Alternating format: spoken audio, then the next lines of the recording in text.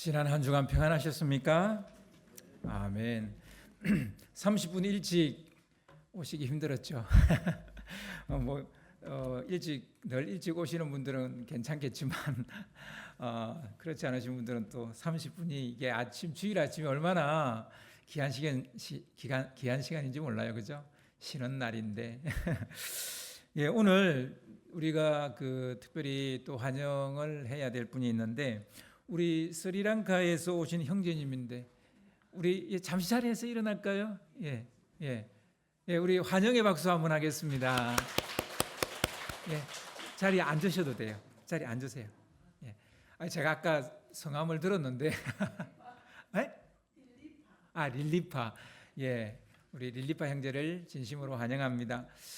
우리 니산트 형제하고는 모르는 사이인데, 우리 스리랑카 분이 계속 이렇게 계속 연결되어져서 이렇게 만나게 되니까 참 좋은 것 같습니다. 아마 이는 우리가 스리랑카를 위해서 더 기도하라는 하나님의 특별한 사인이 아닌가라는 생각도 듭니다. 예, 오늘 그리고 우리 임규찬 청년 휴가 나왔습니다. 예. 가면 갈수록 더 잘생겨서 가요. 예, 환영합니다. 예. 이제 얼마 안 남았어요. 7월 달인가요? 8월 달인가요? 제대가? 7월. 얼마 안 남았습니다. 말 좀 조심해야 되고 건강하게 제대할 수 있도록 여러분 기대해 주시면 감사하겠습니다. 오늘 하나님께서 우리에게 주시는 말씀은 창세기 2장하고 3장 말씀인데요. 먼저 2장 7절 말씀입니다. 제가 7절을 읽고 23절은 여러분이 읽고 3장 12절은 같이 읽도록 하겠습니다. 여호와 하나님이 땅의 흙으로 사람을 지으시고 생기를 그 코에 불어넣으시니 사람이 생명이 되니라.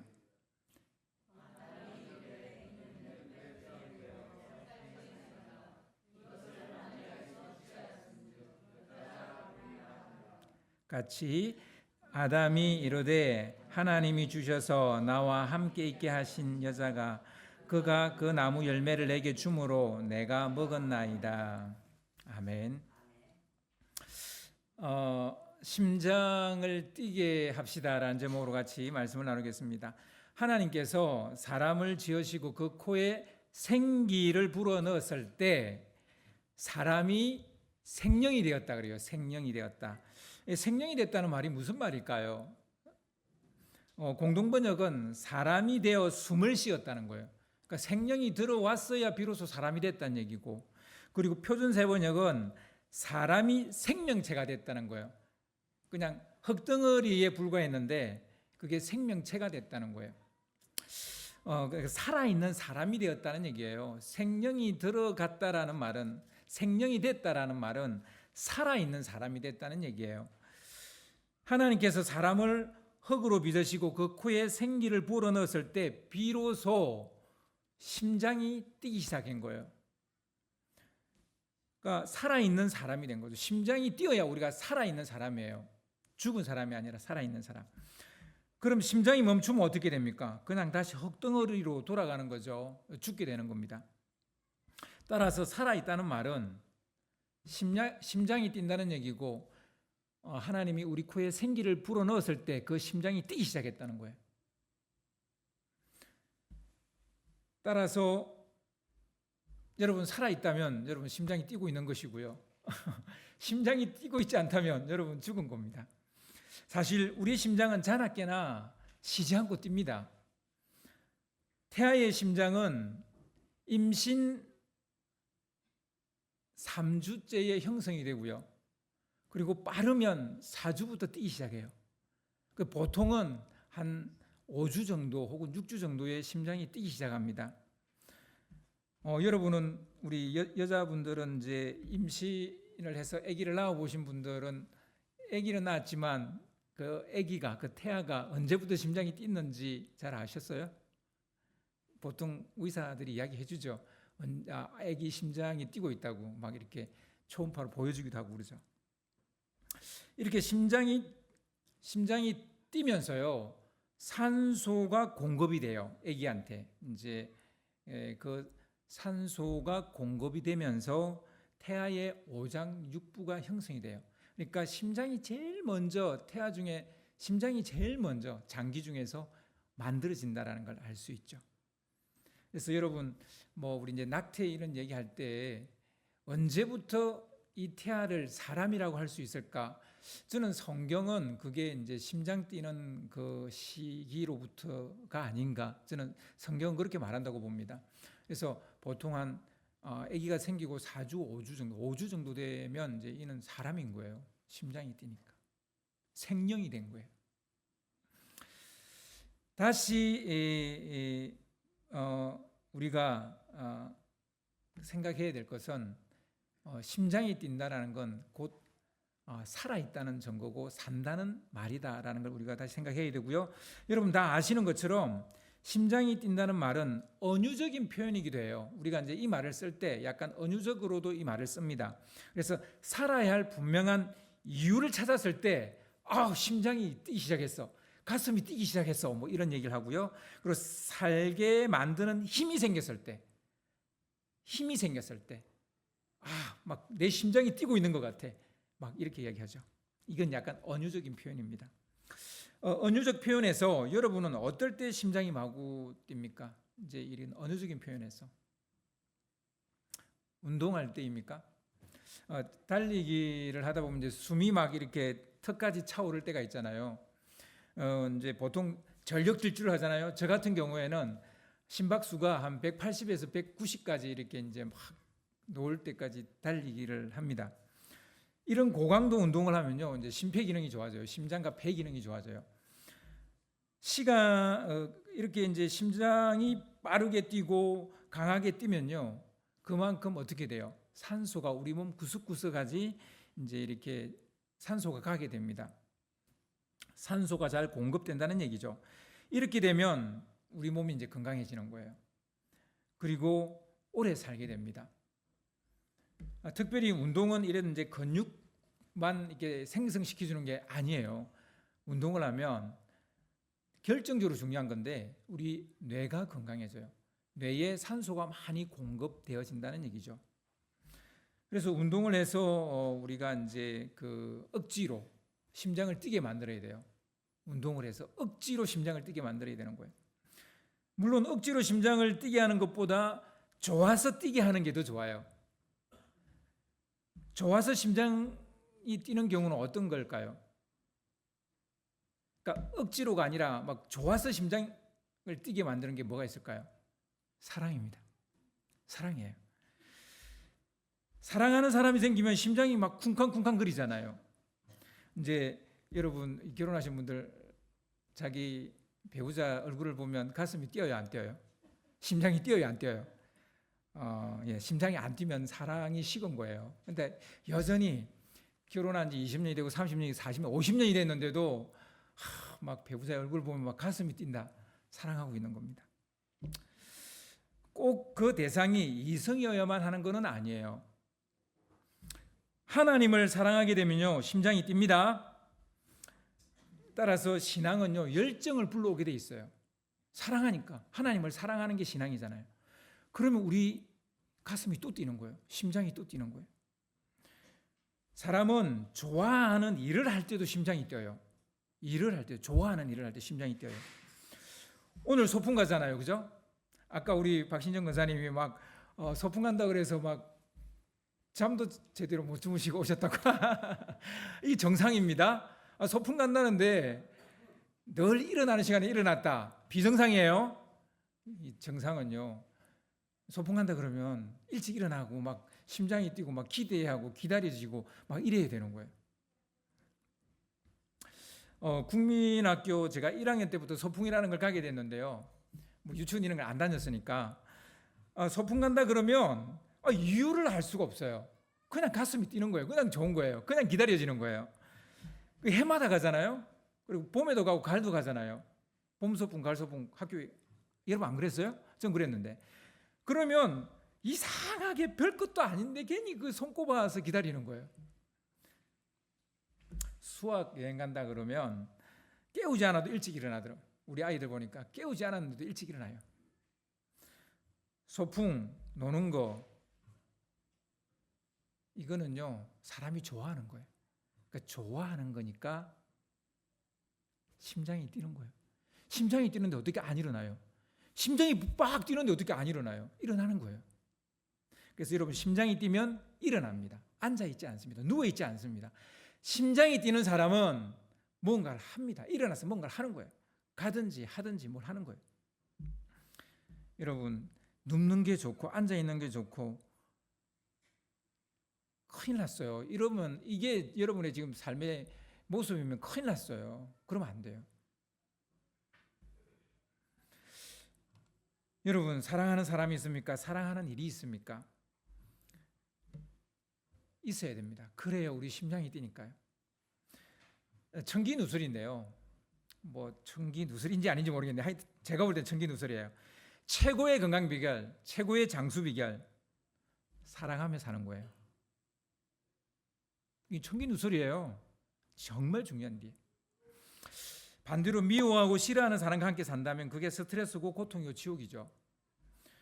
이런 것들이 쌓이면 어떻게 되겠어요? 막 미워하는 사람 때문에 스트레스 받고 막 누군가 때문에 막 열받고 신경질 나고 짜증 나고 이런 것들이 쌓이면 심장은 쪼그라들어요. 그리고 최소한도로 뛰게 돼요. 제일 작게 뛰어요. 어떻게 되겠습니까? 심장이 쪼그라지고 작게 뛰면 건강이 나빠지는 건 당연지사인 거예요. 암 발병률을 높이는 주요 원인 중에 하나가 사랑하는 사람이 없거나 사랑하는 일이 없을 때입니다. 사람들이 가장 병이 쉽게 찾아오는 시기가 이제 은퇴했을 때인 거죠. 그리고 배우자를 잃었을 때 대부분 그렇습니다. 우리나라는 현재 치매를 앓고 있는 사람이 100만 명 정도 시대에 우리가 접어들었어요. 100만 명 작은 숫자가 아니죠. 치매가 빨리 오는 원인 중에 하나가 관계의 단절이에요. 사랑과의 관계를 하지 않기 때문에. 관계의 단절은 심장을 뛰지 않게 합니다. 그리고 심장이 약하게 되면 어떻게 돼요? 심장이 덜 뛰게 되니까 뇌에 산소 공급이 안 되죠. 산소 공급이 안 되니까 어떻게 돼요? 뇌가 서서히 죽어가는 거예요. 그게 치매입니다. 치매는 우리 뇌가 죽어가는 거예요. 뇌가 뇌의 기능을 못하니까 치매가 오는 거죠. 암이나 치매에 걸리지 않으려면 어떻게 해야 되겠어요? 더 그렇게 사랑하셔야 돼요. 우리는 치매 안 걸리려고 별의별 짓을 다 하는데 사랑을 안 해요. 참 우스운 일이에요. 참 이상한 일이에요. 다른 거는 억지로 심장을 뛰게 하는 거잖아요. 뭐 달리기라든지 뭐 약을 먹는다든지 뭐 건강보조식품을 먹는 거, 이 다 억지로 가슴을 뛰게 하는 거고 심장을 뛰게 하는 거고요. 좋아서 뛰게 하는 건 뭐다? 사랑이다. 그런데 왜 사랑은 안 하고 딴 것만 해요? 우리의 심장은 육체적인 것에만 반응하는 게 아니에요. 이렇게 심리적이고 감정적인 것에 반응합니다. 아니, 그게 더 중요합니다. 아담은 자기 갈비뼈로 지음을 받은 여자를 보고 이렇게 말했어요. 이는 내 뼈 중에 뼈요 살 중에 살이로다. 남자는 사랑하는 여자가 생기면 시인이 되는 거죠. 여러분, 우리 남자분 아직도 시인이세요? 시인은 진실을 꼭 말하는 사람은 아니에요. 시인은 가장 이상하고 부조리하고 잘못된 것에서 좋은 것을 보는 거예요. 시인은 그런 거예요. 여러분, 내 배우자가 항상 좋겠어요? 항상 예쁘겠어요? 항상 아름답겠어요? 항상 사랑스럽겠어요? 아닐 수 있어요. 그렇지만 좋은 걸 보시면 사랑스러워집니다. 아멘? 사랑스러워지는 거예요. 이 아멘은 우리 조성환 집사님이 더 크게 하셔야 되는데 우리 이경옥 집사님이 더 크게 하셨어. 예. 여러분 그렇습니다. 근데 여러분 이 말이 무슨 말인지 이해를 하고 여러분 이 말을 읽으시나요? 이는 내 뼈 중에 뼈 살 중에 살이다 이 말요. 이해하시고 읽으셨어요? 이게 무슨 말이냐면요. 너는 완벽한 나로구나. 그 말이에요. 천상난해 너는 천상 나네 이 말이에요. 내 뼈 중에 뼈요 살 중에 살이란 그 말은 완벽하게 너는 나구나 그 말이에요. 분명 다른 객체인데 자기와 똑같다고 느끼는 거예요. 자기를 사랑하지 않는 사람은 없잖아요. 자기 자신을 사랑하지 않는 사람이 어디 있어요? 이 말은 상대를 자기처럼 사랑한다는 말입니다. 여러분, 자살은 자기가 미워서 자살하는 게 아니에요. 자기를 너무 사랑하기 때문에 자살하는 거예요. 누군가 때문에, 어떤 문제 때문에, 어떤 일 때문에 내가 너무 괴로운 거예요. 근데 이 괴로운 내가 싫은 거야. 그래서 나에게 자유를 주려고 자살을 하는 거예요. 이게 좋은 건 아닙니다. 아니지만 자살조차도 그렇다는 거예요.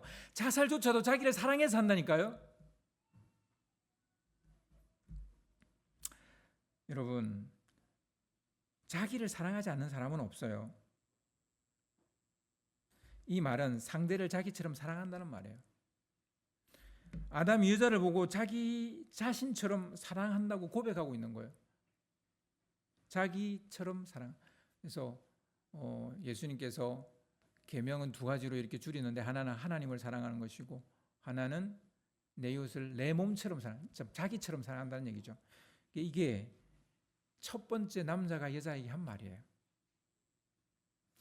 언어의 마술사 같은 아담이 이 말을 했을 때 여자는 심쿵했을 거예요. 지금 심장이 쿵 하고 뛰었을 거예요. 여자는 이 말에서 살아야 할 이유를 찾은 거예요. 남자인 남편이 여자인 여편에게 사랑 고백을 할 때 여자는 살아야 할 이유를 찾고 살 힘을 얻게 됩니다.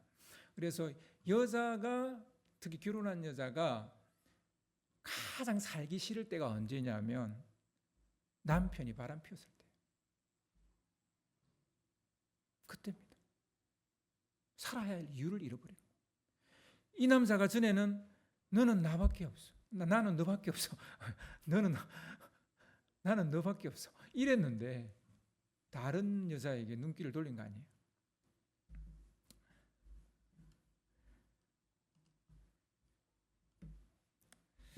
남자인 남편이 여자인 여자에게 이런 고백을 죽을 때까지 해야 여자는 행복해요. 살맛이 나는 거예요. 그리고 여편네는 이런 남편을 또 인정해줘야 돼요. 그래야 또 남편은 살 힘이 나요. 남자는 인정을 받아야 되는 거죠. 사실 아담도 하나님이 자기 코에 생기를 불어 넣어줬을 때 심장이 뛰었잖아요. 그래서 살게 됐잖아요. 아담도 하나님이 그 코에 생기를 확 불어 넣어줬을 때 살았어요. 그때 이 생기를 불어 넣을 때 뭐라고 했을까요? 너는 내 아들이야. 내가 너를 기뻐해. 전 그 말 했을 거라고 생각해요. 그러니까 흙덩어리인 아담이 생명이 된 거예요. 살아난 거예요. 이번에는 아담이 여자에게 이 말을 하는 거예요. 너는 내 뼈 중에 뼈고 살 중에 살이라. 이 말을 하니까 여자의 심장이 뛰기 시작하는 거예요. 여자가 살아야 될 이유와 힘을 찾은 거죠. 갖게 된 거죠.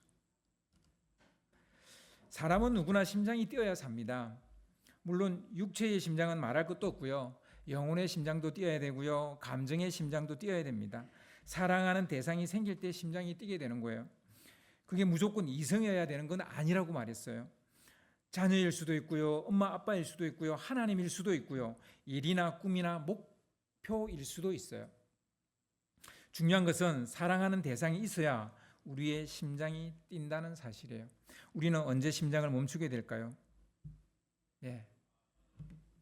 더 이상 사랑할 대상이 없을 때.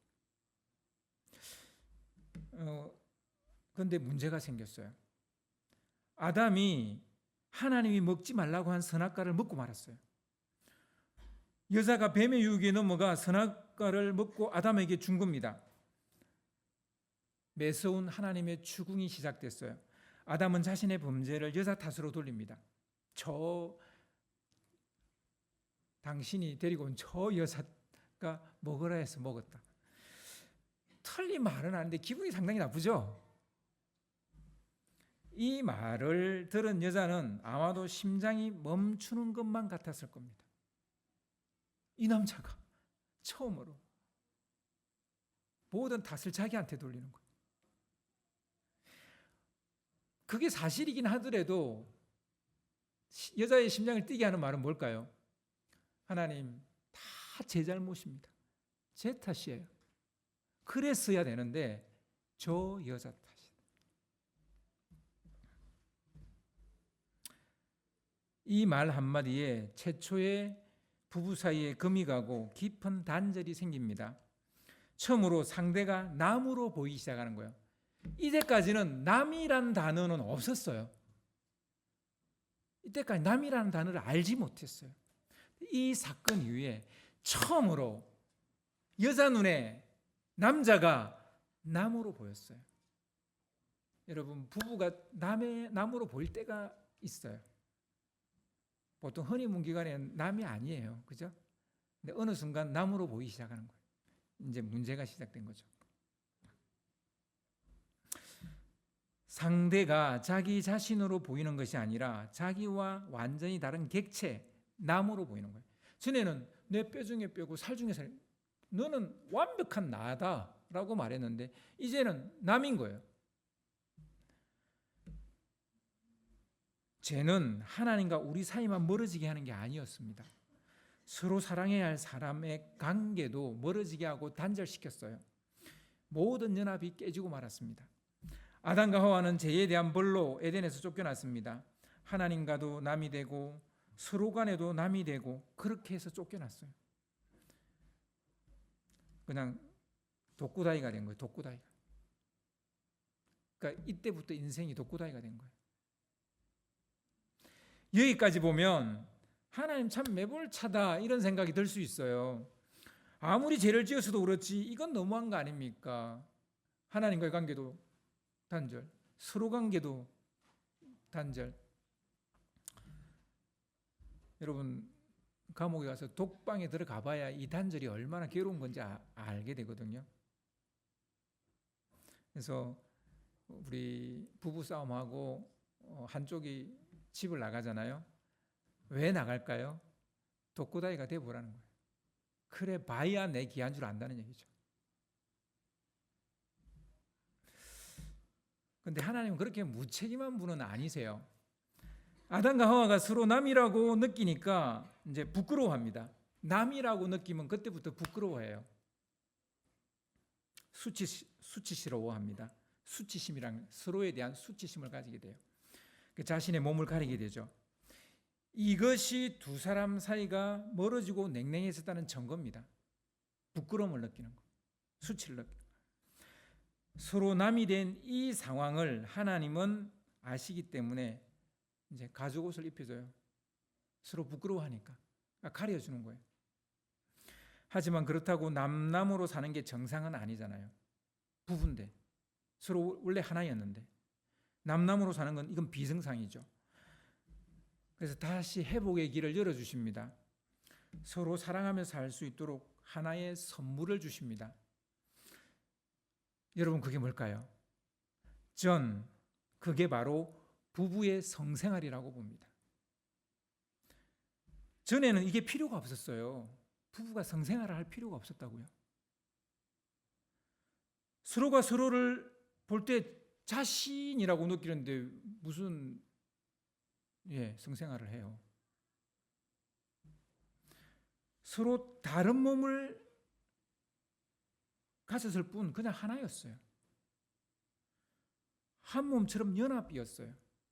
그 연합인데 서로가 하나를 느끼는 행위가 필요가 없는 거예요. 서로가 하나라는 걸 느낄 행위가 필요가 없다고요.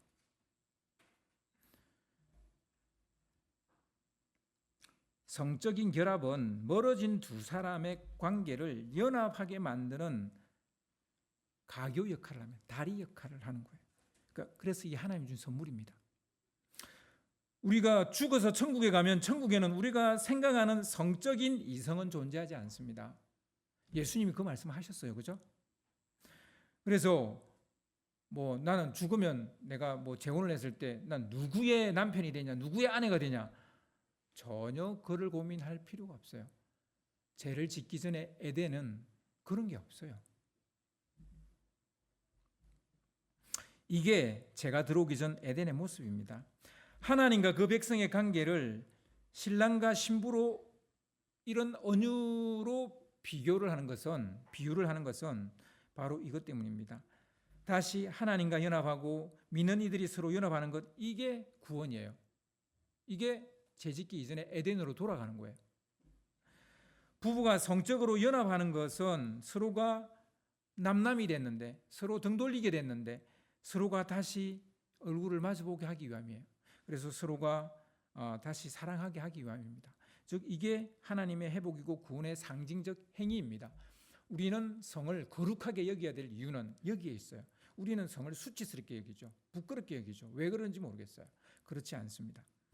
죄를 지은 인간에게 주신 최고의 선물은 부부의 성생활입니다. 그 다음으로 주신 선물이 하나 더 있는데요. 그게 뭘까요? 그러니까 이제 서로 남남이 된 이 두 사람을 위해서 하나님이 주신 두 번째 선물이 있는데 그게 뭘까요? 그게 자녀예요. 그게 자녀예요. 자녀는 부부의 성생활을 통해 자연스럽게 생기는 결과물이죠.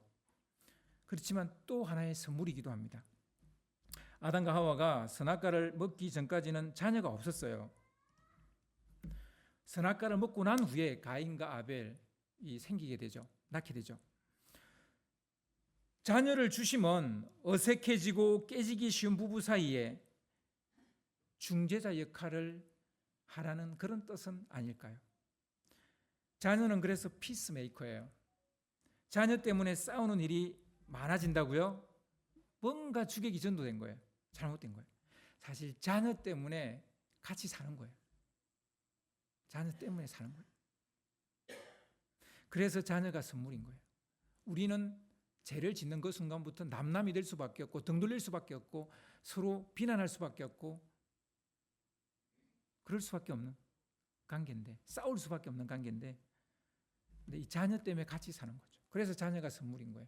그래서 태어나줘서 고마워, 나를 찾아와줘서 고마워, 이렇게 우리가 말해야 되는 거예요. 우리는 자녀를 낳고 자녀를 키우면서 무엇을 배워야 될까요? 왜 하나님 우리에게 자녀를 주셨을까요? 사랑하는 걸 배우라는 거예요. 심장을 뛰게 하는 사랑이 이런 거구나. 여러분 자녀 키워보신 분도 알겠지만 우리 심장을 뛰게 하는 그 사랑을 자녀에게서 우리가 배우는 거예요. 자녀를 키우면서. 자녀를 키우기 전에 알지 못했던 사랑이에요. 키워봐야만 아는 사랑이에요.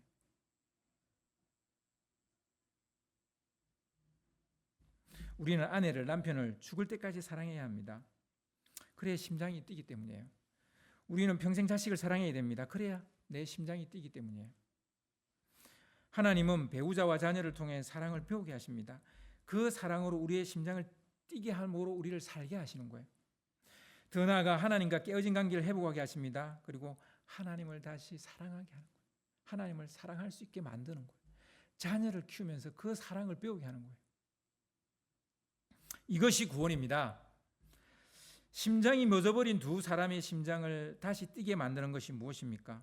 하나는 부부의 성생활이고요. 하나는 자녀입니다. 한마디로 사랑이 둘 다 사랑이잖아요. 부부관계, 자녀, 이게 사랑이잖아요. 즉 한마디로 사랑이 심장을 뛰게 하는 거예요. 마지막으로 우리의 심장을 뛰게 하는 것이 있습니다. 그것은 사람이 죄를 지은 벌로 남자는 노동이 가중됩니다. 노동이. 그래서 이 노동을 통해서 또 사랑을 배워요. 여자는 출산의 고통이 더해집니다. 출산의 고통은 육아와 양육을 포함한 말입니다. 사실 따지고 보면 이건 축복이고 선물입니다.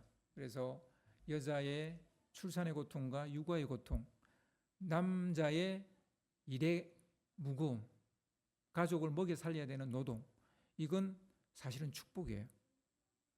선물이에요. 남자는 가족을 먹여 살리는 일이 없으면 심장이 뛰지 않습니다. 여자는 배를 알아 낳은 자식이 없으면 혹은 가슴으로 낳은 자식이 없으면 심장이 뛰지 않습니다. 이런 것들이 우리의 심장을 뛰게 하는 것들입니다. 한마디로 말하면 가족과 가정은 우리 가슴을 뛰게 하는 거라고. 남자는 먹여 살려야 될 가족이기 때문에 심장이 뛰게 되고요. 그래서 일을 하는 거예요. 요즘 이상한 이론이 있죠. 내 자아 실현을 위해서 나는 일을 한다. 그거는 파이의 한 조각이에요. 더 큰 것은 가족을 위해서. 남자로 하여금 지치지 않게 할 뿐만 아니라 알 수 없는 어떤 힘을 솟구치게 하는 게 무엇일까요? 뼈가 부서져라 일하게 하는 이유가 뭘까요? 사랑하는 아내와 자식 때문이에요.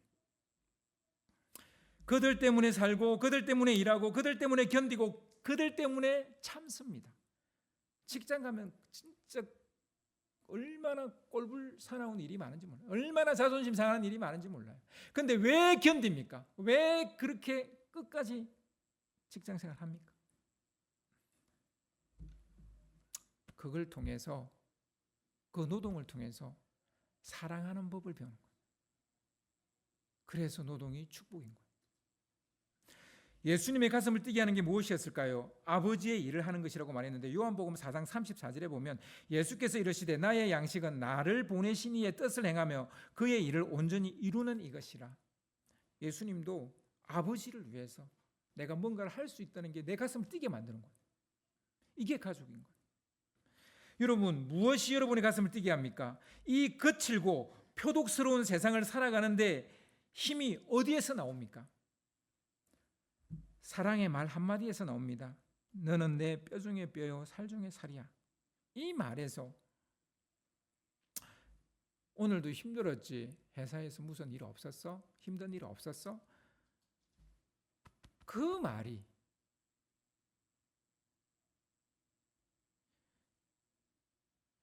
나와 살아줘서 고마워. 우리 자녀들한테는 태어나줘서 고마워. 우리 아이가 잘못했을 때 이건 너 잘못이 아니야. 내 잘못이 아니야. 이런 위로와 격려의 말이 우리를 살게 한다고요.